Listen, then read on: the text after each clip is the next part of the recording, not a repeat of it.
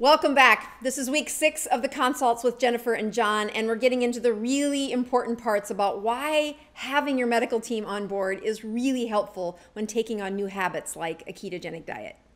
I have Chancellor, my youngest son, here to help me introduce this one again, and we're talking a little bit more about sleep.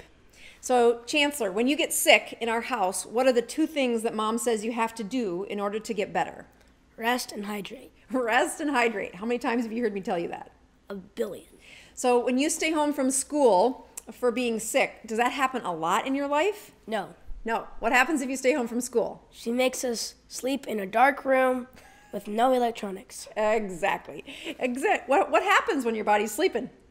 It heals. Yeah. What parts of your body is really important and really dependent on your sleep? Your brain. Your brain, absolutely. So these are the kinds of things that Jennifer and John have run into. One of them's got an illness, and the other one, we're working really hard to reprogram how his sleep is deep enough to repair his body, to improve his pain, and to help his metabolism continue on a ketogenic diet. I hope you enjoy this video. Please encourage Jennifer and John. They're very brave for taking on these battles in front of you and sharing their experience so that all of us can improve our health one ketone at a time. Hey, keto fans, we are here with Dr. Boz, John, and myself, Jennifer. We are doing our normal Sunday night talk at 7 p.m.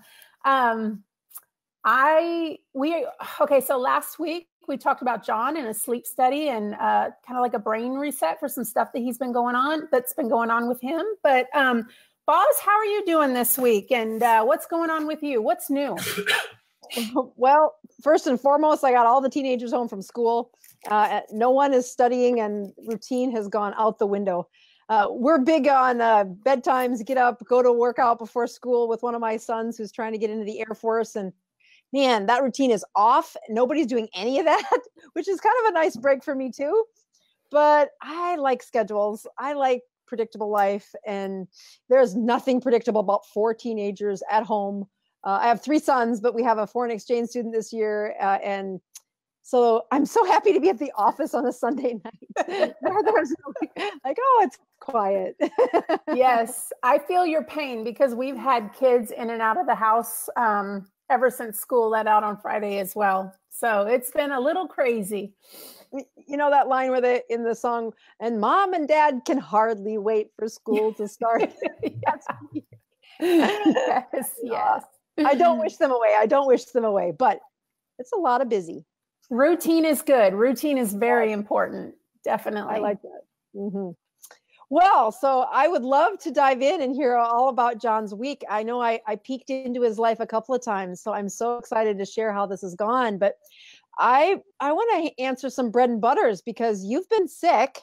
Mm-hmm. And you've had some hiccups in how this life and keto and take some medicines. And so let's have an update from you first. Okay. So my update is, I think our last live, I actually had fever.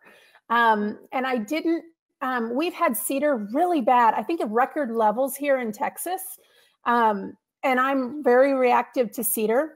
So I'm pretty sure that my allergies then turned into a sinus infection. I am on Augmentin, which is very typical for me.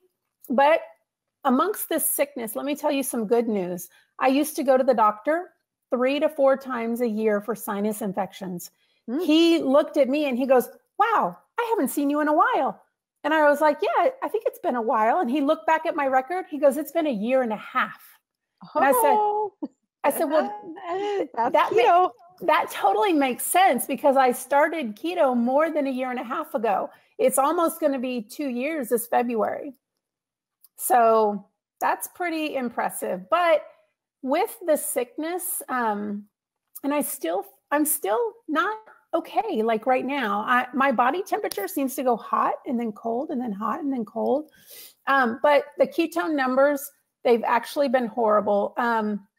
My ketone was 0.5 today, and I swear it's the medicine because I'm still doing everything that I'm supposed to. Right. And so, so 0.5. So how high have the sugars gotten? I think it was 114 one day, which that's not me. Yeah. Isn't that amazing? Yeah. So the hardest part about that is when I first have people start checking their numbers and they don't have their baseline very well, like you're what, a month and a half into looking at your numbers. So you've got a nice solid baseline. You understand what your numbers should be and where you kind of range. Yeah. But, and then an illness hits and you're like, okay, this is abnormal for me. It is. When I look at other like people that say, I give up, I'm not doing this, is when they first start checking their numbers and then they get sick right or are having high cortisol levels at the beginning of when they check. And they're like, I'll never be able to get that down. I can't do this. It's very frustrating because we love to see, our results in the numbers matching with how we feel. And so is that what it is? It's because the sickness is causing high cortisol, which then it triggers insulin. Yeah, well, there's a multitude of things when your body is ill. Okay. You're responding to a fever. Your metabolism has just said, uh-oh, danger. We need to hunker down and take care of this. So that metabolism, first and foremost, it requires more fuel. So the ketones go down in part because your body says, hey, we're sick. You got to feed this. We got to win against these bugs, infection. I mean, even if part of it was the allergy, your immune response is saying, hey, this foreign body that has come into her system, the cedar or whatever you said it was, is not our friend, and we need to eliminate it. That takes power, that takes fuel, and the way you've been fueling your body is ketones. Now, I think the benefit of what you get to fuel your system with having been ketones is why there's so few sinus infections in your history for 18 months, which is about how long you've been keto. Yeah. And that's just a beautiful teaching point to say your system's going to get illness. It is designed to be efficient when it takes care of an invader, whether that's an allergen or infection. But it also shouldn't swell up everything when it tries to take care of it. And if you look at sinus infections, they are more often a response to your body's immune system fighting off in these tiny little hoses that go to your sinuses. So they swell up, and once they're swollen, then they can't drain, and that's where the pain comes from. And it becomes this constant cycle. Once there's a sealed off area in your cheeks, boy, that's good for those infections. That's good for the bugs, not so good for the person. And, it perpetuates a cycle. When your body responds by using the fuel of a ketone for the mitochondria inside all the area that's infected or invaded, it's less swollen, it's more efficient, and you don't get the especially if somebody insulin resistant like you, you don't get the extra swelling associated with the high sugar. So having said that, once you take care of, so you've got extra need of the fuel that's coming. If you look at a fever, by definition, that is a response of the system where it's got more cortisol, which is like a steroid, saying, hey, danger, danger, danger. And that will send your sugars higher. Cortisol will release sugars from your liver, from your body, from the cells in your muscles, and say, hey, we need glucose, we need fuel. And once that cycle starts, the production of ketones and the production of sugar are going to battle while you're ill. And so I tell people, don't let the cortisol cycle get you down. Some of the best things you can do during an illness like that, as much as it doesn't sound intuitive, is to fast. Is to say, I don't feel like eating. That's actually more primitive or primal than you would imagine. So by fasting, it does take those sugars down. Those ketones will surge again during that fast, and you can see them spiral out of that quicker. Having antibiotics can be helpful to get the bugs to go away, but it also it can, sometimes just metabolizing those antibiotics. I've seen people say, I don't know what's so weird, but my sugar went up when I took that one. And I find this actually in my type 1 diabetics. They're the ones who say, I'll tell you, whenever I take this one, my sugars respond. And the first time a patient told me that, I'm like, oh, that can't be. they're like, I have a glucose monitor. I mean, like a continuous glucose monitor in their arm. It's like, look at this. I took the medicine at 8 o'clock. By 8:40, I have this steady rise in my sugars. I'm like, well, hot diggity, look at that. Yep. And it was up for almost the effective time of the drug. And every time she took it, she could show me that. I'm like, you might be right. But I'd never heard of that. Yeah. Before we dive into John's stuff, because this is going to be very interesting when we talk about what happened with John this week. But I want to, before we get into the meat of that, I want to talk about really quick a keto tip for the holidays. I want to let you know that if you are worried about what you're going to eat over Christmas, one of the best tips is to eat fat first, because you will not overeat if you can dive into the healthy fats that are on the table first. And if you struggle with what to bring to a Christmas party or any party, just bring a meat and cheese tray and just devour what you bring. So that was such a very helpful tip for me in attending parties and whatnot. And one last thing, we have created a neat little keto quick start sheet for you with every single reference that you need on here. In the comments, I put get the keto reference sheet here. This will give you all kinds of links, all kinds of starter information. It'll get you started. It'll get you meal plans. And all you have to do is sign up for the email, and it'll be emailed directly to you. All right. So are you ready to start talking about John and his? I am. All right. This is going to be good. This is going to be so good. So I'm going to do a recap so that, again, the people that are watching understand the audience here. So first of all, Jennifer and John are my patients, and I get to give advice because they're my patients. I would love to see that you're supporting Jennifer and John by encouraging them in what they do, because sharing this is their choice. So we are, above board in saying, I want to help you on the ketogenic journey.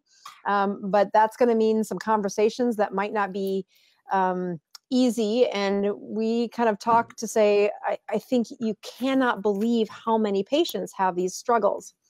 So last week, we talked about some of the injuries that John has had in the past and how that's led to a chronic pain syndrome.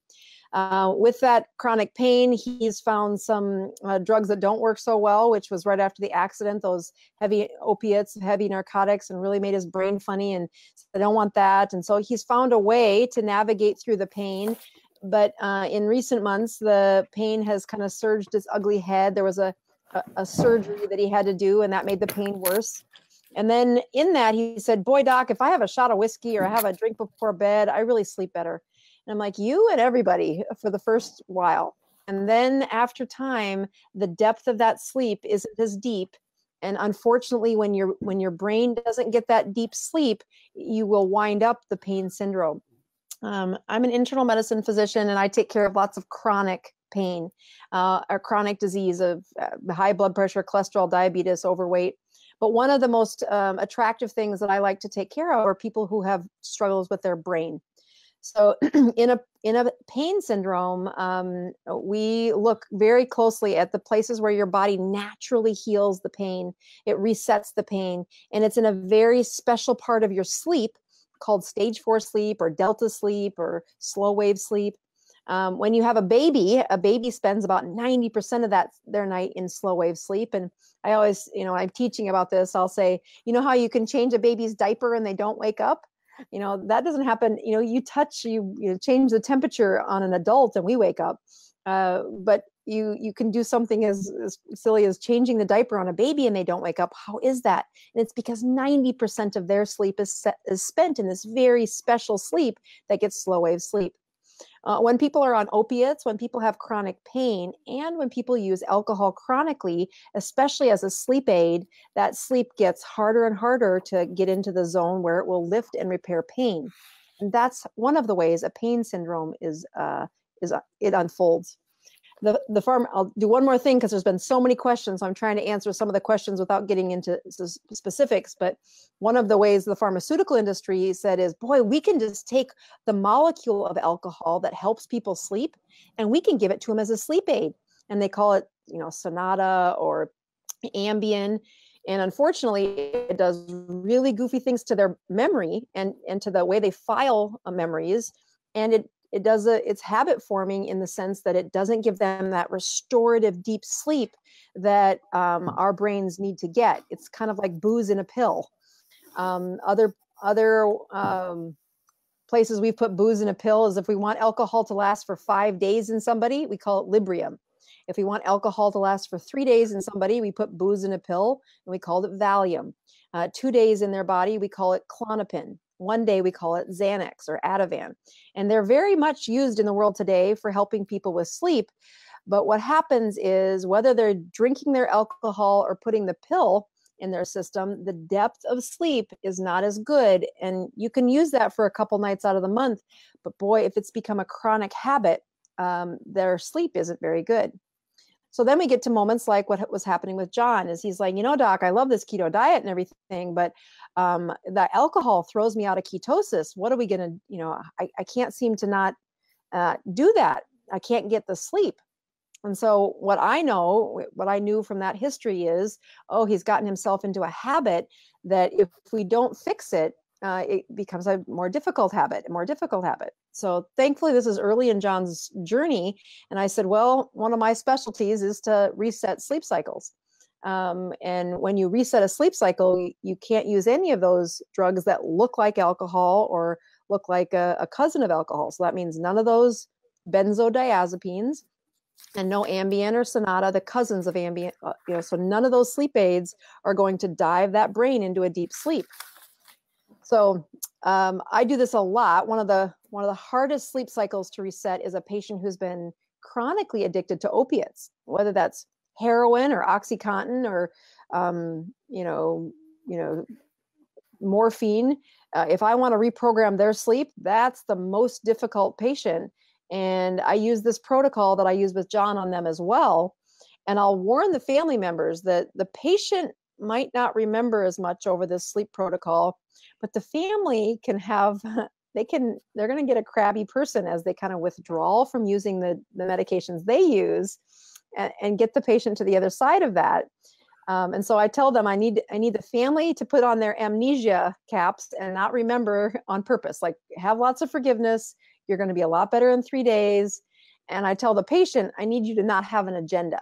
I need you to slow down, take the medicine like I tell you to, and know that the reason we're doing this is that if I could look inside your brain, I want to wake up the wires that get your brain really hearty sleep. And those have been sluggish or they've been in hibernation or dormant because you've been using other tricks to get your brain to sleep. And we need you to use the original wires and they're kind of out of shape. So this medication is used to kind of use those wires again and get the patient back in shape for that healthy sleep. So the first thing we do is we give them a pretty hearty dose, or, a pretty good dose of the medication at about 5 o'clock. I think it was Thursday when you took your first dose, right, John? Yep. And then I warn you that it can take 2 hours to get from your tongue to your brain. So in the spirit of kind of helping the people follow along, you took the medication. What time did you go to bed on Thursday? I went to bed at 6, but I think I went to sleep around 6:30. So 6:30 at night, right? Is it typical for you to go to bed at 6:30 at night? No. So the medication can get to their brain faster, but and it's not the kind of medication that conks you on the head. One of the things with Ambiens or the benzodiazepines is it's much like booze. That our original plan was saying, all right, John, you can have your shot of whiskey, but I need you to do it earlier in the night. And you're like, well, that didn't work because then I couldn't, it didn't work because I take it and then I go to sleep. And I'm like, no, we got to stretch out that time and we can't move the morning awakening time for eating. We can only move back what time you drink. So I said, just move it earlier in the evening. Well, that didn't work. And that's pretty typical that it doesn't work. So we put this medication in at 5 o'clock and you had a schedule where you weren't going to have anything you needed to do the next day. So take me to that night's sleep. What happened? 6:30, you're sleeping. What do you remember about that night? So I do remember waking up probably around 2 hours after I went to sleep. And just because I was not comfortable, my knee was giving me problems. Also, I had been fasting since 10:30 that morning. of Thursday. So I had to go pee a couple times. Diarrhea. Yep. Time, but I do remember that even in between those sleeps where I woke up, I do remember remembering my dreams more, which was kind of weird. And then, so the first night was a little rough. I think I woke up like at 4 or 5 times, but was able to go back to sleep right away after waking up. Whereas before, if I woke up at 4 in the morning and it was a day that I didn't have to go to work, I'm just going to stay awake. Or, if I woke up at 2 in the morning and it's a day I have to go to work, then I'm just going to stay awake. So, and because it's hard for me to go back to sleep once I wake up. So, yeah, Friday morning, I think I woke up, I have it written down here. Jen wrote it down for me. I woke up at 10 to 7. Wow. And stayed up for a little while, had a cup of coffee, thought I was going to get back into my routine, I took all kinds of notes as to when he went to sleep, when he woke up. You're my assistant. That's great. Yeah. So if you need to know any of that, you do. Because that's the other question is so that, John recalls that, he took the medication at 5, about 6:30, he went to sleep, kind of had a typical response that the knee pain starts to scream at him in a couple hours after being in bed. And then he did have some awakenings, but unlike what is typical is he might've woke up, but he's like, Doc, I went back to sleep and that's not normal. Yeah. And so that sleep cycle, he said, I really felt like getting out of bed at 7:30 or 7 in the morning. So that's a good 11 hours, 11 and a half, 10 and a half hours of sleep. But what do you recall about that first night of sleep? So the first night of sleep is he did wake up a couple of times, but he slept pretty hard. And I know that I usually sleep just fine, but I slept light because I was so afraid that I was going to move him or turn on a light, or I think a dog was barking and I was like, oh no, a dog is barking. Like, no, don't interrupt his sleep. Don't screw this up. I know. I was trying everything, but I know that he woke up at 5 a.m. to fill the water in his CPAP machine. My mouth was very dry, so I assumed that it was because my CPAP water was low.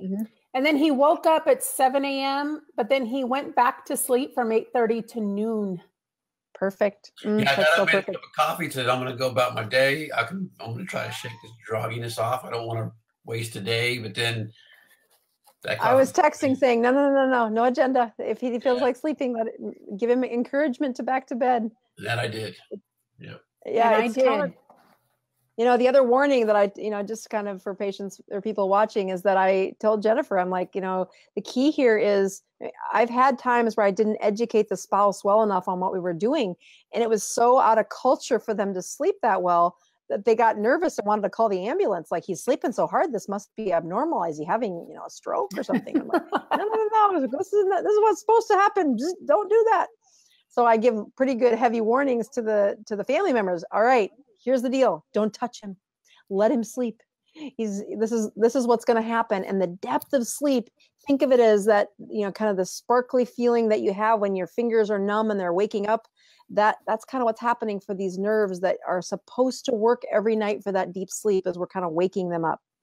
The next part of the day, so he gets up, goes to the bathroom, does a little bit of coffee, but despite the stimulant, goes right back to sleep for a few hours. And is that typical of you, John? I don't nap. Right. Yeah. So, again, it's showing me a strong hunger for his brain to want, once you start using these nerves that haven't been awake in a while, these sleep habits or this sleep cycle that's really deep, this medication is known for kind of massaging and pulling that sleep into a nice routine sleep. But the next night, I said, the key here is you cannot skip the medication the second night. It's, it's like you just took the tourniquet off of a nerve. And now I need you to not put it back on. I need you to take the medication again the next night. I'm not one to put people on medications for the rest of their life. I want you to use this tool until I get your body trained, and then we get you off of the medication. And the studies on this medicine are that the longer they used it, the less they needed it when training for sleep cycles. So we took the next medicine, and I said, okay, cut the medicine in half and take one on Friday night, right? And what happened on Friday night? Well, we're still talking about, the Friday night was Still, it was two. 2, 2, Oh, 1. still 2. Yeah. So the next night he took it, and he took it at 5. He went to bed at 6 that I wrote down, and he woke up at 6:45. I also wrote down ketone numbers and glucose good. if you need that as well. His first night's glucose was 92 with a ketone of 0.9. So Okay. I kind of wonder though, I know when he's doing this, I kind of wonder though, if he had the same cedar reaction that's happening here in Texas. I kind of think so. And the second night, his glucose reading was 112 with a ketone of 0.6. Yeah, okay, right. His body's stressed, right? Yeah. Totally So done. I want to tell you, he can tell you about the second night, but I want to tell you about the second night. If he didn't want to talk to you again, he never wanted to talk to you again. I was a little colicky. It was just but No. It's PG right now. It was rated R before. He was like, it was the I don't remember worst. that. I remember. Okay, we're going to use that amnesia cap. Yes. Yes. So I thought the, that was Saturday night that I was really bad. yeah, that's what it is, the second night. But you know what? John is not normally like that. He's not normally, he doesn't normally get in a bad mood. So I knew that it was the medicine or what was happening and whatnot. Right. So he says that he had me write down that he woke up 5 times during the night. He was in pain and uncomfortable. That was on Friday night. Yeah. Okay. Yes. And at 10 a.m. he So tried just to be go clear, back. on Friday night, did he take 1 pill or 2? 2. 2. He did take 2. Okay. Yeah. But he had me write down that he tried to go back to bed at 10 a.m. and he couldn't go to sleep. So he was so tired, but he was so angry. Door, couldn't sleep. And then we have a cockatoo that was keeping me up. Chirping. So I couldn't go back. I couldn't take it. It's hard for me to take a nap anyway. I don't take naps. But so Saturday, Saturday morning, I couldn't take another nap. I woke up at 6:45. But throughout the night, I didn't wake up as many times as I did the first night. But I was very groggy, very moody, very colicky. Right. And I tried to go back to sleep at 10 a.m. Didn't work. I stayed up that just kind of I just existed, We had in-laws coming to town, let's stop by. So I was trying to visit with them, but I was in no way. I think that's when Jen had texted you and said, look, he's in a bad way. He's turned into a little Tasmanian devil here, and that's when you told me to take 2 pills again, because it was supposed to be 2. Oh yeah. And I'm like, 2 pills again? Pills again? I don't want to wake up tomorrow feeling like this. I was so frustrated. But in any case, took the 2 pills again Saturday night, 5 o'clock, and I just wanted the day to end. So I was waiting for the thing to kick in, and it took a little longer this time. Right. So what's happened the first 3 nights is, even though the mood is doing all these things, which you can't necessarily predict, you should see what happens to my heroin patients when they do this. I'm like, just look the other way, just hang in there, keep going. Don't look. It gets better. Day 2 is really hard. Yeah. But then once their brain gets that deep sleep and it starts to there's a pulse to your brain of when it's supposed to shut down and when it's not. And without practicing that for so long, I mean, from what the pain disrupts in their brain and then what the alcohol disrupts in their brain, it's not like you're going to forever live in, Mary Poppins land, but you are going to have improvement. And I'll tell you, we've done studies where we try to reprogram people's brains to do this correct sleep pulse. It'll take us 6 weeks of the sleep lab to get what I get in 3 days. So as much as day 2 is crabby, and I hesitate sometimes. I tell people, sometimes I don't. And so I'm like, let's just see how they do, and I'll coach them through it. So I'm always really careful on that second day to be available by text to say, how's he doing? How's he doing? How's he doing? So let's hear. So you take that pet medicine Saturday night, last night at 5 o'clock, and you're like, well, where's this big sleep zone coming from? Exactly. So what happened? Knock me out, please. And so Mm-hmm. I finally went to bed at 6:45. But I probably didn't get to sleep until 7. Until Okay. about 15 minutes of kind of positioning and trying to get comfortable. So I went to sleep at 7. And this morning I woke up and I was expecting to feel, I probably only woke up twice throughout the night to reposition, just to, because I'm comfortable reposition. And then I woke up at, I think 7 a.m., just before 7 a.m. And I'm like, I feel good. I feel all right, and then I wake up and, everybody else is still asleep, but make me a cup of coffee. And I felt a lot more refreshed. It was, I was assuming that I was going to have to go through all the Sunday feeling like I did on Saturday. But apparently I got enough sleep and so feeling pretty good all day. I think it is so fun to teach people about why do doctors, really try to say these sleep hygiene, the sleep habits, super important to get people to feel better. Everything from fighting cancer to fighting pain to, overcoming grief. If they're not sleeping, we're never going to get ahead. So you take a pain syndrome like that and say, well, if I can't get him sleep, there's no way he'll be on a ketogenic diet long term. He'll find alcohol or something to make this pain go away if I don't help them.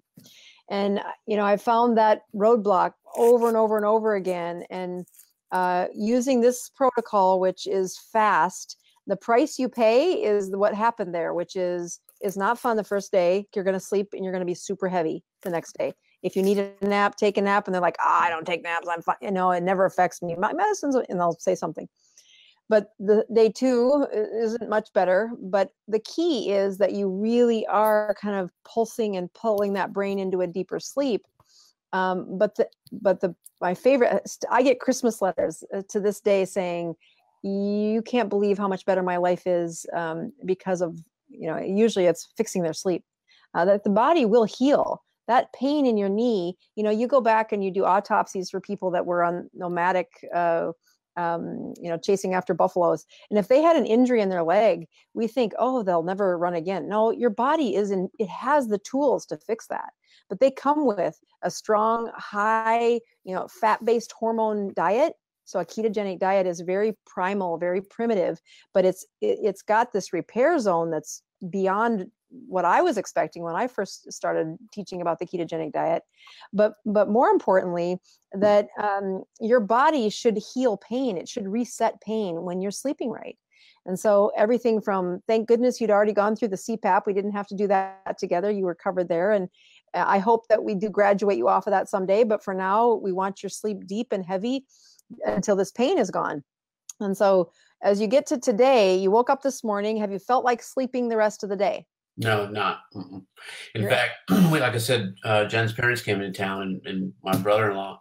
So Jen's been up cooking for like the last 3 days straight. And that, in fact, because originally I was going to say, you know what, if I'm going to be sleeping through this whole thing, I'll just fast through this whole thing. And then that's when I said, does she want me to fast through this whole thing? That's when she called you and you said, one meal every 24 hours. Make me some. She made her keto lasagna. Oh my God, it's yummy. I didn't know there was such a thing. So I was going to check my glucose level. Need to move closer to you. Yeah, it is delish. So right after she did one meal a day, I'm like, I'm running for the kitchen. I was starving. But in any case, yeah. And I looked at her today. I'm like, man, I haven't been outside the house in 3 days. Let's go somewhere. And she's like trying to get some rest on the couch. I'm like, take it easy. Take. Because she's still catching up with that sinus infection. But I wanted to ask one question because you said I want to be around 40%. But my glucose this morning was horrible. It was 116, right. And my ketones were 0.8. Mm-hmm. So I'm like, well, again, let's remember that 40 is a goal. That is our long-term. If we get, if we're looking at averages over the next 6 to 8 weeks, we'd love to have you hitting that 40. Right. That you'll get there. It's no problem. But when you're doing a sleep cycle like this, I say if you're still eating keto, that's great. Let's just start with goals that are doable right now.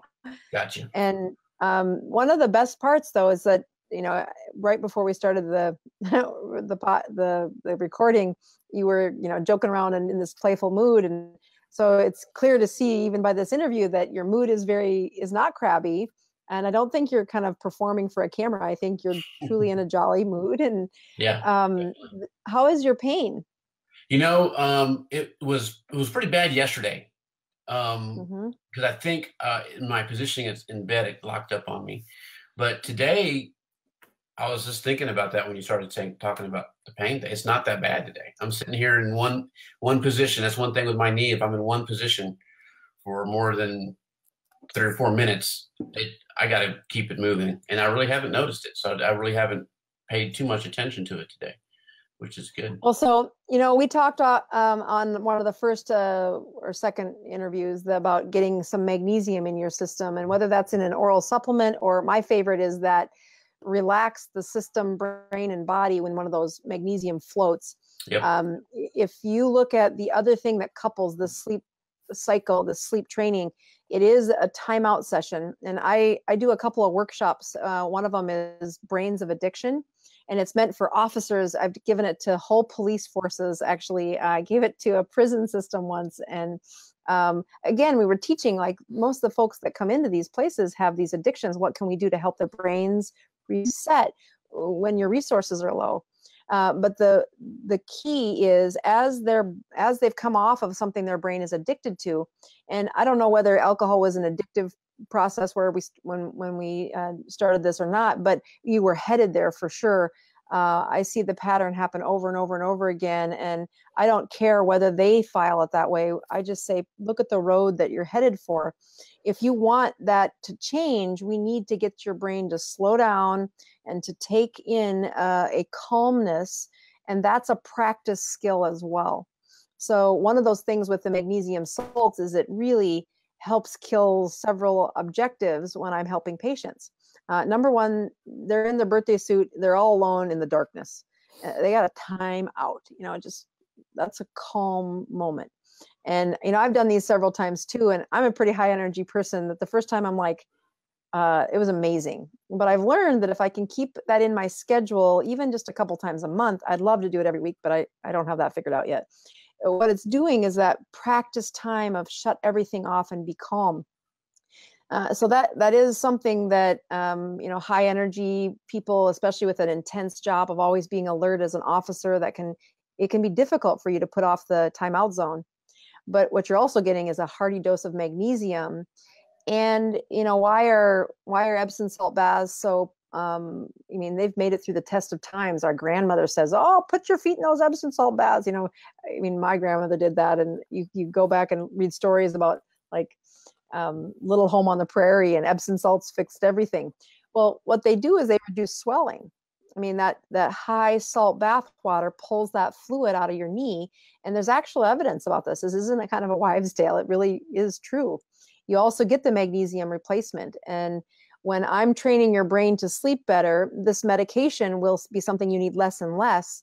But as soon as I pull that medication away, if you haven't really worked on some of these other skills, habits return. If you take that and extrapolate it to some of my addiction patients that, they've been using substances to deal with stress or life, or sometimes even deal with positives is how they, but we get them clean and they're doing great.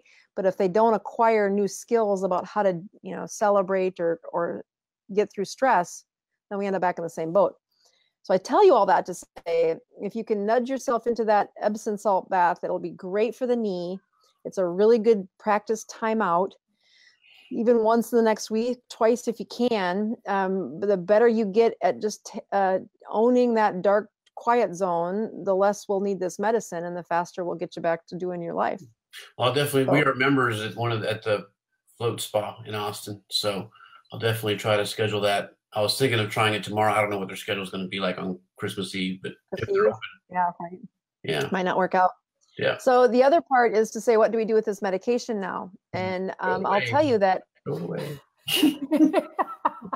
Well, there's a couple things you can do. So once you've had a few good nights of sleep, I mean, it's well past 5 o'clock there now. It's like what, 7:30, right? Yep. So what's your schedule for work tomorrow? So I have no schedule. I return to work on Wednesday. So that's why I did Okay. this on this week, because it's shift change. So we go from working Monday through Thursday to Wednesday through Saturday. So I'm off until Wednesday. Well, what I would do is I would still take, just based on the pattern that you've shown me, I would still take one. Okay. I'd take it now when we get done with this. Okay. I'd probably take it tonight and tomorrow night and just watch how you sleep. Of course, I'll check in, but usually just kind of giving your brain that little extra help to shut down it's a powerful way to say, I need to be a little stronger than what's happening in the pain. If we get to this day and they really have a lot of pain, we have to stay at the higher dose. But when you say, boy, the pain's not bad, the mood's really good, what I don't want is you to fall off and not be able to sleep, and we kind of go backwards. Right. If I get the next 2 days where your schedules has the flexibility for us to do this, but we have to have a performance day on Wednesday, then I'm going to say we might not want to take a medicine on Tuesday night, but if we did, you can see that with a good night's rest, you can function normally. This isn't like it's some kind of like, it's just those first few nights when you've gone from a very sleep deprived brain, and then I pull your brain into sleep, that I'm like, do not try to function. Do not try to drive. This is going to suck. But it gets really better quickly once we get a good night's sleep. So Cool. I'm really happy that you're feeling better. I was saying, thank you, sweet baby Jesus. He's in a good mood. Sounds like you might be married. Yeah, it's real. No, congratulations on just getting through that. And I'll tell you that, you can't, foreshadowing. I've done this lots of times. It just says, if you can get that good of a pain reduction and you can get that mood to recover by day 3, day 4, day 4, actually, you're leagues ahead. I've had patients that have really needed, they usually are much harder, drugs, but to get their brains settled down as good as what yours is by today with a low pain score or a lower pain score, we can be on the medicine at the 2, sometimes even 3 pills for 5-6 days. Wow. And that just is really hard on their life because, you can't function until I get through it. And so that's where they can lose hope. And we say, okay, we'll try again at the next break. But boy, it gets harder to train the brain. So I'm just really happy that you're doing this well.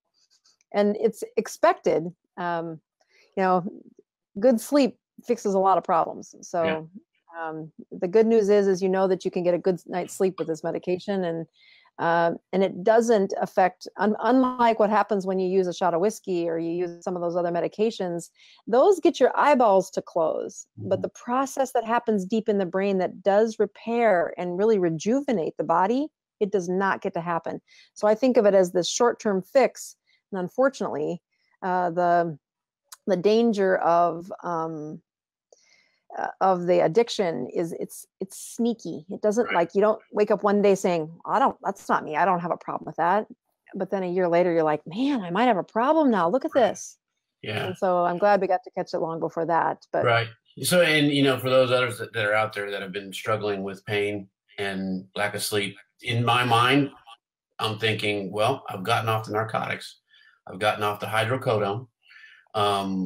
Now, having a couple drinks before bed, it's better than that. It's better than having the narcotics. But after the sleep I got, and the way I felt this morning, I'm going to have to fire Dr. Jim Beam and his assistant Daniels and stick with Dr. Boz's treatment on the matter. So. Well, the other good thing is that if you remember the part in my book about where else do I use this ketogenic diet, and it's for anybody who's had a chronic pain syndrome. I mean, I have diabetics they can't feel their feet. They don't grow hair on their toes anymore because their metabolism at the most distal part away from their heart is wrecked, man. They are wrecked. Yeah. And what bothers them the most is the pain. And so when I look at some of the most impressive stories to me over these last 2.5, 3 years of using a ketogenic diet, I mean, I do this protocol thousands of times in the 20 years I've seen patients. But the people who relapse back to those old habits, they have chronic inflammation. So the beauty of your story is that you have very low inflammation because you've been on a ketogenic diet. And now as I use this medication, I can get you sleeping well, and you'll get the benefit of that. You know, even if there's hiccups along the way, knowing that you responded this well on the first protocol, it just says, oh, we've got a tool here in the toolbox. If the pain gets worse and we need 2 nights of good sleep, you know, the prescription we used was for 30 pills. And I told you, there are some people that haven't used the full 30 pills by the end of the year, because what happens is the more they practice sleeping well, the less they need it. And then when that pain sneaks back in, instead of grabbing for the Jim Beam, they grab for the medicine that really shuts down their brain. The pain reduces, they get a good night's sleep, and the cycle gets further away, instead of what happens with alcohol, which it gets roped in a little quicker, a little closer, a little more dangerous. And many times they're not aware that's happening. So I'm very hopeful this is going to be a solvable problem. So good job. Me too. Thanks. Awesome. Good Christmas. Awesome. Good way to end on a Christmas, right? Oh, yes. Yes. That's awesome. Awesome. We have just about maybe 14 minutes left. Do you want to answer some questions maybe from the audience? Do you feel you want to do that? Sure. Yes. So I have Stephanie that's asking how to do keto without raising your cholesterol. Oh, you can't. So cholesterol, again, cholesterol is the carrier of fat. Okay. And when you look at cholesterol, and we have inappropriately taught the American public that cholesterol predicts heart attack. That is not true. You want the best predictor of a heart attack? Measure your waistline, measure the inflammatory markers in your body, like insulin, like a highly sensitive C-reactive protein. You know, triglycerides are another place that it goes really high when they've had a lot of carbohydrates, excessive sugar. You want to measure your risk of a heart attack. Look at what is your diabetes. Are you closer to diabetes? When people start chasing a number and saying, I want to do keto, but I want this lab over here to be normal. I get very nervous about patients saying that you've got mixed signals there. We want you to be healthy. In order to carry fat from one part of your body to the next, your carriers, which is what your cholesterol really is, must meet the demands. And so if you eat a high-fat diet, your cholesterol is going to go up. But I contend, if you can look at your cholesterol at the 2 to 3 month mark after you've done a ketogenic diet, and you've been good about it, you've either checked a urine ketone stick or you're checking your ratios like I talk about on my blog, that you're truly in ketosis. You've been not just pretending you're keto, but you've been keto for 3 months, that your good cholesterol will be higher, your triglycerides will be lower, and those predictors for are you going to have a heart attack. In the span of those 3 months, not only can you make the 2 cholesterol numbers that I want better improved, they sleep better, they feel better, their energy is better, their immune system works better, they fight off better, cancer cells. Amazing improvements that happen when that immune system really gets less inflamed. So the cholesterol is a fun one for me to talk about, but I can get pretty passionate because people start chasing numbers, and I'm like, I'm sorry, you were lied to. We do not need your cholesterol does not predict heart attack. We have inflammatory markers that predict heart attack. Check your waistline out. It predicts heart attack. Those are better. Got it. No. I was very polite during that, so. Yeah. I can get snarky about cholesterol. Yeah. Hey, we have just about 6 minutes left, and I know that there's been some new news going on with Grandma Rose. Do you want to share update with Grandma Rose? Yeah. Yes. So if you've been following me on Instagram or on my journey, Grandma Rose has cancer cells. So she's had cancer. That's what the whole book was written about. But she had a terrifically bad thing happen about 2 weeks ago now, where she got a loss of vision that started coming in from her left eye, and then a searing pain that led us to the doctors that her eye was just intense and her pupil was blown, Anyway, several doctor visits later, they could see these dead cancer cells kind of floating around in the jelly part of her eyeball. So they put some steroid drops in her eyes to decrease the inflammation. But her vision, like I think she's legally blind in the one eye and the other one's not much better. The insides of her eyes were both very inflamed from all these extra cancer cells.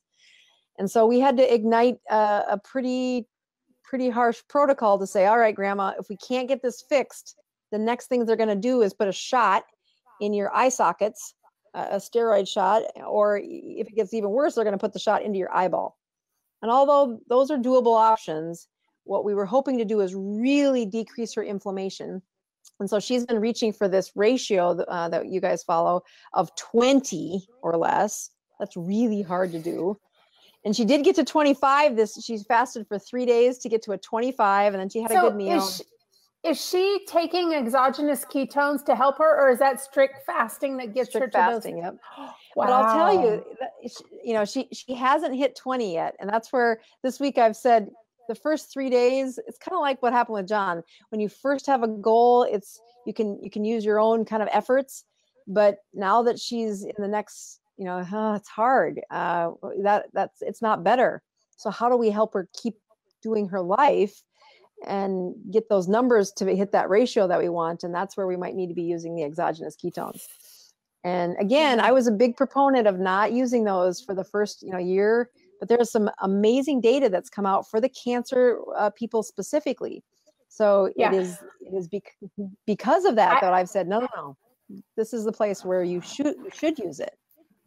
Well, I've been so against exogenous ketones for so long. Anybody that's been in my groups or followed my pages, I've never followed them. I've always felt like it's a cheat, and I still feel like it's a cheat, kind of, but I can see now where it's beneficial, that you need something to help your body along in certain instances. And excuse me. I want to tell you this also. My ketones were so low when I was not feeling well that John, I think 1 or 2 of those days, he gave me some exogenous ketones, and I think I felt better like after an hour. And I didn't test. I never test my blood any more than my morning fasting hour, but when you feel bad, so that's when I use it too. I feel bad whenever I've cheated, I'll use them. Like, and when I cheat, I mean, I have alcohol usually. But whenever I don't feel good, like I haven't been sick in a long time, but if anybody in my family is sick, or when I was sick about 3 months ago, I just had exogenous ketones for 3 days. I didn't feel like eating, but I put the exogenous ketones in and I'm like, boy, I've kind of fasted for 3 days and I wasn't even trying. But you don't really feel hungry because it is fuel. And then your ratio is so good that glucose goes down, those ketones go up, and man, I felt great. So there's data behind it, but that's probably a little too long for what this forum is about. So it's evidence behind this. It's not just kind of a whimsical thing I'm teaching patients. The cancer stuff is one data research, but also that metabolic health, there is some really good evidence behind the exogenous ketones. I've kind of had to put my foot in my mouth because I was very against them. It's not natural. And I'm like, yeah, well, neither is metoprolol for blood pressure, but we do that all the time. So That's true.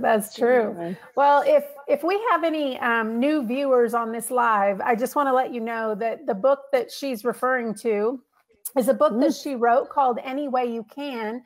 And if you look in the comments here on the show notes, we have linked that book in there.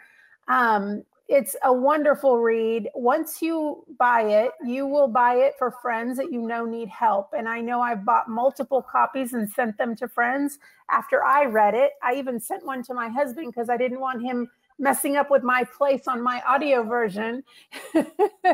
So we both finished it, and we've given it to multiple friends who have found it also very valuable. So if you're looking for a good read over this holiday season, get the book. You will be surprised. You will find it as a reference, and you'll go back to it, which I have found. I love chapter 23, which is the autophagy chapter, but there's many chapters in there that you'll go back to.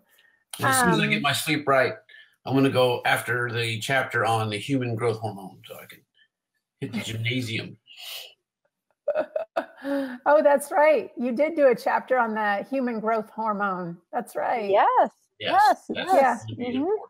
Now I got one last question because I noticed a lot of people are asking about the sleep protocol. Is there something that we're going to put out soon that they can? Right. So I never imagined I'd write a blog about a sleep protocol, but it looks like I might need to be doing that. So if that's where the questions are going, it is probably the only place where the physician should talk about it, not Jennifer. And I don't ask the patient to tell him what he's taking.